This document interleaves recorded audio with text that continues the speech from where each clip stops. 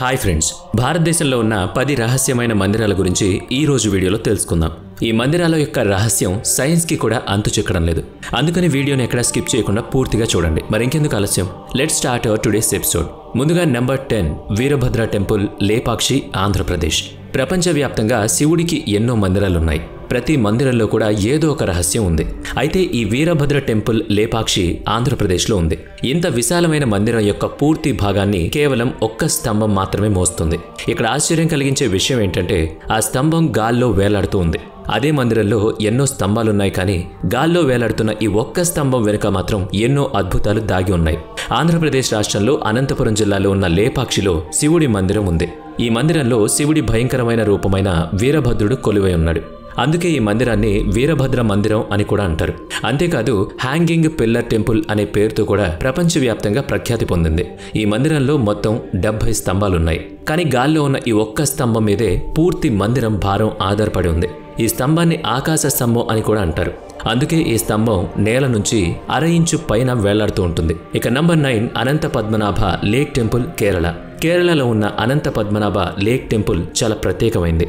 దీని రహస్యం ఏంటంటే ఈ టెంపుల్కి ఒక వేటాడే జంతువు రక్షణగా ఉంది. కానీ ఆ జంతువు కేవలం శాకాహారాన్ని మాత్రమే తింటుంది.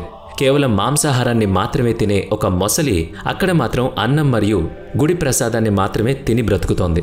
పూజ జరిగిన తర్వాత భక్తులు ఈ మొసలికి ప్రసాదాన్ని తినిపిస్తూ ఉంటారు.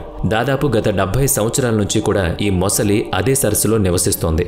మనుషులకి ఎలాంటి హాని చేయకుండా వాళ్ళతో కలిసిపోతుంది. కేరళలో ఉన్న ఈ మందిరం యొక్క హిస్టరీ 9 శతాబ్దాలకు చెందింది.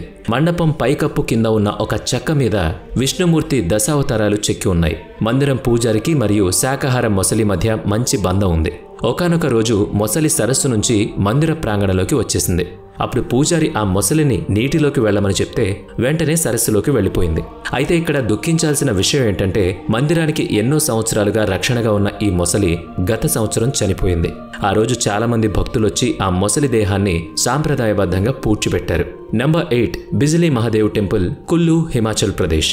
బిజిలీ మహాదేవుని మందిరం చాలా అందంగా ఉంటుంది. ఇది ఒక పర్వత శిఖరంపై ఉంది. ఈ మందిరం మీద పిడుగులు పడుతున్నప్పుడు ఆ దృశ్యం చూడడానికి చాలా అద్భుతంగా ఉంటుంది. ప్రతి 12 సంవత్సరాలకి ఒకసారి ఈ మందిరం మీద పిడుగు పడుతూ ఉంటుంది. అలాంటి సంఘటన జరిగిన తర్వాత శివలింగం విచ్ఛిన్నం అయిపోతుంది. ఆ తరువాత పూజారి వెన్నతో ఆ శివలింగాన్ని జోడిస్తారు. దాంతో ఆ లింగం తన పూర్వ రూపానికి వస్తుంది. బిజిలీ మహాదేవుని మందిరం కాశ్వరి గ్రామంలో చాలా ఎత్తులో ఉంది. ఇది చాలా ప్రాచీనమైంది. అందుకే భారతదేశంలో ఉన్న అతి పురాతనమైన మందిరాల్లో దీన్ని కూడా చెప్పుకుంటారు. పిడుగు పడ్డం వల్ల విచ్ఛిన్నమైన శివలింగం పూజారి వెన్నతో అతికించగానే పూర్వ స్వరూపానికి వచ్చేస్తుంది. ఈ మందిర రహస్యాల వెనుక ఎన్నో పౌరాణిక కథలున్నాయి. పౌరాణిక కథల ప్రకారం కులాంత్ అనే దైత్యుడు ఈ ప్రదేశాన్ని తన నివాస స్థానంగా మార్చుకున్నాడు. ఈ ప్రదేశాన్ని నీటిలో ముంచేయాలి అనుకున్నాడు. అప్పుడు మహాదేవుడు తన త్రిశూలంతో దైత్యుడిని వధించాడు. అప్పుడు ఆ దైత్యుడి శరీరం ఒక పెద్ద పర్వతంగా మారిపోయింది. అందువల్లే ఈ ప్రదేశానికి కళ్ళు అని పేరొచ్చింది. ప్రతి పుష్కరానికి ఒకసారి దేవతల రాజు ఇంద్రుడు శివుడి ఆదేశం మేరకు ఈ మందిరం పైన పిడుగులు కురిపిస్తాడు అని ప్రజల నమ్మకం. ఇక 7వది కామాఖ్యాదేవి టెంపుల్, అస్సాం. భారతదేశంలో ఉన్న 51 శక్తిపీఠాల్లో కామాఖ్య శక్తిపీఠం చాలా ప్రసిద్ధమైంది. ఈ మందిరాన్ని అఘోరాలు మరియు తాంత్రికులు నివసించే ప్రదేశంగా చెప్పుకోవచ్చు. అస్సాం రాజధాని దిస్పూర్ నుంచి 7 కిలోమీటర్ల దూరంలో ఉన్న ఈ శక్తిపీఠం నీలంచల్ పర్వతం నుంచి 10 కిలోమీటర్ల దూరంలో ఉంది. అన్ని శక్తిపీఠాల్లో కామాఖ్య మందిరాన్ని మహాశక్తిపీఠం అని నమ్ముతారు. ఈ మందిరంలో దుర్గాదేవికి సంబంధించిన ఎలాంటి విగ్రహాలు కూడా మనకి కనిపించవు. ఎందుకంటే ఈ మందిరంలో ఒక చిన్న కొలను ఉంది. అది ఎప్పుడూ పూలతో నిండి ఉంటుంది. ఆ కొలనులో ఎప్పుడూ నీళ్లుంటాయి. చమత్కారాలతో నిండి ఉన్న ఈ మందిరంలో అమ్మవారి యోనికి పూజలు జరుగుతూ ఉంటాయి. మహాదేవుడి భార్య అయిన సతీదేవి అగ్నిలో ఆత్మార్పణ చేసుకున్నాక విష్ణుమూర్తి తన సుదర్శన చక్రంతో సతీదేవిని 51 భాగాలుగా చేశాడు. ఆ 51 భాగాలు వేరువేరు చోట్ల పడి శక్తిపీఠాలుగా అవతరించాయి. యోని భాగం మాత్రం ఈ ప్రదేశంలో పడింది. అందువల్ల కామాఖ్య శక్తిపీఠాన్ని మహాశక్తిపీఠంగా చెప్తూ ఉంటారు. ప్రతి సంవత్సరం కూడా కొన్ని లక్షల మంది భక్తులకు ఇక్కడికి వస్తూ ఉంటారు. 6వది పూరి జగన్నాథ స్వామి టెంపుల్, ఒడిశా. ఒడిశాలో ఉన్న పూరి జగన్నాథ స్వామి మందిరంలో శ్రీకృష్ణుడు వైకుంఠ స్వరూప రూపంలో కొలువై ఉన్నాడు.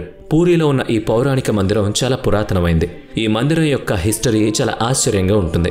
జగన్నాథస్వామి మందిరంలో ఉన్న విగ్రహాలలో ఈ రోజు కూడా శ్రీకృష్ణుడి గుండె కొట్టుకుంటూ ఉంటుందని చాలా మంది నమ్ముతూ ఉంటారు. కానీ పూరి ప్రజలు మాత్రం అక్కడ మందిరంలో శ్రీకృష్ణుడి గుండె లేదు, అక్కడ బ్రహ్మ పదార్థం ఉంది అంటారు. ఈ బ్రహ్మ వస్తువు చాలా రహస్యమైంది. దీని రహస్యం గురించి కేవలం కొద్ది మందికి మాత్రమే తెలుసు.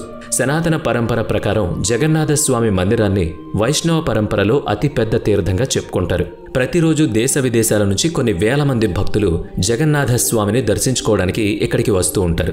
పూరిలో ఉన్న ఈ మందిరంలో జగన్నాథ స్వామి అన్నయ్య బలరాముడు మరియు చెల్లెలు అయిన సుభద్రల యొక్క విగ్రహాలు కూడా ఉన్నాయి. జగన్నాథ స్వామి మందిరానికి సంబంధించి 5 రహస్యాలున్నాయి. వాటిని ఇంతవరకు ఎవరు కూడా ఛేదించలేకపోయారు. జగన్నాథ స్వామి ఆలయంలో ప్రసాదాన్ని తయారు చేయడానికి 7 కుండల్ని ఒకదాని మీద ఒకటి పెడతారు. అన్నిటికంటే పైన ఉన్న కుండలో ప్రసాదం ముందుగా తయారవుతుంది. తర్వాత దాని కింద ఉన్న కుండలో ప్రసాదం తయారవుతుంది. అలా ఇదే క్రమంలో కుండలో ఉన్న ప్రసాదం తయారు చేయబడుతుంది. అన్నిటికంటే కింద ఉన్న కుండలో ప్రసాదం చివరిగా తయారవుతుంది. ఇది వినడానికి చాలా ఆశ్చర్యకరంగా ఉంది. జగన్నాథ స్వామి మందిరానికి పైన ఉన్న జెండా ఎప్పుడూ కూడా గాలి దిశకి విపరీతంగా ఎదురుగా ఎగురుతుంది. ఈ మందిరం 214 అడుగుల ఎత్తుంటుంది. ఇంత ఎత్తు ఉన్నప్పటికీ ఒక్క పక్షి కూడా మందిరంపై కూర్చోదు. విమానాలు కూడా మందిరంపై నుంచి ఎగరవు. ప్రతి 12 సంవత్సరాలకి ఒకసారి మందిరంలో ఉన్న 3 విగ్రహాలను మారుస్తూ ఉంటారు. విగ్రహాలను మారుస్తున్న సమయంలో నగరంలో కరెంట్ కట్ చేస్తారు. ఆ సమయంలో కేవలం పూజారి మాత్రమే మందిరంలోకి వెళతారు. 5వది మతంగేశ్వర్ టెంపుల్, మధ్యప్రదేశ్. ప్రతి సంవత్సరం కార్తీక మాసంలో పౌర్ణమి రోజున ఒక గుండె సైజులో మందిరంలో ఉన్న శివలింగం పొడవు పెరుగుతుంది. మధ్యప్రదేశ్లో ఈ మతంగేశ్వర్ మందిరం ప్రపంచవ్యాప్తంగా ప్రసిద్ధి చెందింది. యునెస్కో దీన్ని ప్రపంచ వారసత్వ సంపదగా పేర్కొంది. హిస్టరీ ప్రకారం ఈ ప్రదేశంలో 85 మందిరాలు ఉండేవి. కానీ ఈ రోజు కేవలం 25 మందిరాలు మాత్రమే మిగిలున్నాయి. అన్ని మందిరాల్లో మతంగేశ్వర స్వామి మందిరం చాలా ప్రత్యేకమైనది ఉంటుంది. ఎందుకంటే ఈ మందిరంలో ఉన్న శివలింగం ప్రతి సంవత్సరం కూడా శరద్ పౌర్ణమి రోజున 1 ఇంచు పొడవు పెరుగుతుంది. ప్రతి సంవత్సరం శివలింగం యొక్క పొడవును కొలుస్తూ ఉంటారు. దీని వెనుకున్న రహస్యం తెలుసుకోవడానికి ఎక్స్పర్ట్స్ రీసెర్చ్ కూడా చేశారు. కానీ ఆ రహస్యాన్ని ఇప్పటికీ కనుగొనలేకపోయారు. మందిరంలో ఉన్న శివలింగం భూమి లోపల 9 అడుగుల లోతు వరకు ఉంది. అలాగే బయట కూడా అంతే ఎత్తు ఉంది అని అక్కడ పూజారి చెప్పుకొచ్చారు. 4వది నిధివన్ టెంపుల్, ఉత్తరప్రదేశ్. ఉత్తరప్రదేశ్ వృందావన్లో ఉన్న నిధివన్ భారతదేశంలో ఉన్న అత్యంత రహస్యమైన ప్రదేశాల్లో ఒకటి అని చెప్పొచ్చు. ఎందుకంటే ఈ రోజు కూడా ప్రతిరోజు రాత్రి శ్రీకృష్ణుడు గోపికలతో కలిసి నృత్యం చేస్తూ ఉంటాడు అని అక్కడి ప్రజల నమ్మకం. అందుకని నిధివన్ను సాయంత్రం అయ్యేసరికి మూసివేస్తారు. ఆ తర్వాత ఆ ప్రదేశంలో ఎవరూ కూడా ఉండరు. చివరికి పశుపక్షాదులు కూడా సాయంత్రం అయ్యేసరికి అక్కడి నుంచి వెళ్లిపోతాయి. ఒకవేళ ఎవరైనా దొంగచాటుగా అక్కడ ఏం జరుగుతుందో తెలుసుకోవాలని ప్రయత్నిస్తే మాత్రం వాళ్ళు పిచ్చివాళ్లుగా మారిపోతారు. అలాంటి ఒక సంఘటన 10 సంవత్సరాల ముందు జరిగింది. జైపూర్ నుంచి వచ్చిన ఒక కృష్ణ భక్తుడు రాసలీలలు చూడ్డానికి నిధివన్లో దాక్కున్నాడు. ఉదయాన్నే నిధివన్ గేటు తీసేసరికి అతను స్పృహ తప్పి నేల మీద పడిపోయి ఉన్నాడు. అతని మానసిక సంతులనం దెబ్బతింది. ఇలాంటి ఎన్నో కథలు అక్కడ ప్రజలు చెప్తూ ఉన్నారు. అలాంటి ఇంకో ఘటన ఏంటంటే నిధివన్ లోపల ఉన్న రంగ్ మహల్ లోపలికి రోజు రాత్రి సమయంలో రాధాకృష్ణులు వస్తూ ఉంటారు అని కూడా చెప్తూ ఉంటారు. అందుకే రంగ్ మహల్లో సాయంత్రం 7 గంటలకి ముందు పూల పాన్పును రెడీ చేస్తారు. ఉదయాన్నే 5 గంటలకు రంగ్ మహల్ లోపలికి వెళ్లి చూస్తే పూల పాన్పు అంతా చిందరవందరగా ఉంటుంది అని అక్కడ ప్రజలు చెప్తూ ఉంటారు. Number 3 Karnimata temple, Rajasthan. ఈ మందిరంలో కొన్ని వేల ఎలుకలు ఉన్నాయి. వాటిలో తెలుపు రంగులో ఉన్న ఎలుకలు కూడా కొన్ని ఉన్నాయి. ఈ ఎలుకలు అన్ని కరణీమాత పుత్రులుగా అక్కడ ప్రజలు భావిస్తారు. అందుకే అక్కడ ఎలుకల్ని కూడా పూజిస్తారు. ఎలుకలు ఎంగిలి చేసిన దాన్నే ప్రసాదంగా సేవిస్తారు. అయితే అక్కడ ఈ రోజు వరకు ఎలుకల వల్ల ఎలాంటి రోగం రాలేదు. ఈ మందిరంలో ఉన్న వాస్తుకళ మొఘలుల కాలానికి సంబంధించిందని చెప్తారు. ఈ మందిరం ఎంత రహస్యంగా అనిపిస్తుందో అంతే అందంగా కూడా ఉంటుంది. 2వది జ్వాలాదేవి టెంపుల్, హిమాచల్ ప్రదేశ్. భారతదేశంలో ఉన్న 51 శక్తిపీఠాల్లో జ్వాలాదేవి టెంపుల్ కూడా ఒక శక్తిపీఠం అవుతుంది. ఈ మందిరం చాలా ప్రసిద్ధమైంది. పౌరాణిక కథల ప్రకారం ఈ ప్రదేశంలో సతీదేవి నాలుక పడింది. శివుడు ఇక్కడ ఉన్మత్ భైరవ్ రూపంలో కొలువై ఉన్నాడు. ఈ మందిరం యొక్క ప్రత్యేకత ఏంటంటే ఇక్కడ ఎలాంటి విగ్రహం కూడా ఉండదు. భూమి లోపల నుంచి వస్తున్న జ్వాలలకి పూజలు చేస్తూ ఉంటారు. అయితే ఈ జ్వాలలు ఇక్కడికి ఎలా వస్తున్నాయనే రహస్యం మాత్రం ఇప్పటికీ కనిపెట్టలేకపోయారు. అలాగే ఈ జ్వాలలను ఎవరూ కూడా ఆపలేకపోయారు. ఈ జ్వాలాదేవి మందిరంలో నూనె లేకుండా మొత్తం 9 జ్వాలలు వెలుగుతాయి. ఇవి మాత యొక్క 9 స్వరూపాలకి ప్రతీక అవుతాయి. మందిరంలో వెలుగుతున్న అతి పెద్ద జ్వాలను జ్వాలాదేవిగా భావిస్తారు. ఈ మందిరాన్ని భూమిచంద్ మహారాజు నిర్మించారు. ఆ తర్వాత 1835లో రణ్జీత్ సింగ్ మరియు సంసార్ చంద్ మహారాజులు ఈ మందిరాన్ని పునర్నిర్మించారు. ఈ మందిరం వెనుక ఉన్న రహస్యం గురించి తెలుసుకోవడానికి బ్రిటిషర్స్ చాలా ప్రయత్నించారు, కానీ ఏం తెలుసుకోలేకపోయారు. స్వాతంత్రం తర్వాత కూడా ఎంతోమంది సైంటిస్టులు ప్రయత్నించారు, కానీ వారికి కూడా ఏం తెలియలేదు. అలా ఇది ఇప్పటికీ కూడా ఒక రహస్యంగానే ఉంది. ఇక నెంబర్ 1 కైలాస టెంపుల్, మహారాష్ట్ర. కైలాస మందిరం మహారాష్ట్ర ఔరంగాబాద్ జిల్లాలో ఉన్న ఎల్లోరాలో ఉంది. ఈ మందిరం యొక్క రహస్యం ఇప్పటికీ సైంటిస్టులకి కూడా ఒక ఛాలెంజ్ విసురుతోంది. కృష్ణప్రథం మహారాజు క్రీస్తు పూర్వం 756 మరియు 773 మధ్యలో కైలాస మందిరాన్ని నిర్మించారు. అసలు ఈ మందిరాన్ని ఎలా నిర్మించారు, ఎలాంటి టెక్నాలజీ వాడారు లాంటి ఎలాంటి ఇన్ఫర్మేషన్ కూడా మన దగ్గర లేదు. ఈ మందిరం గోడలపై చెక్కిన కళ చాలా పురాతనమైంది. అలాగే గోడల మీద ఉన్న భాషను కూడా ఎవరూ డీకోడ్ చేయలేకపోయారు.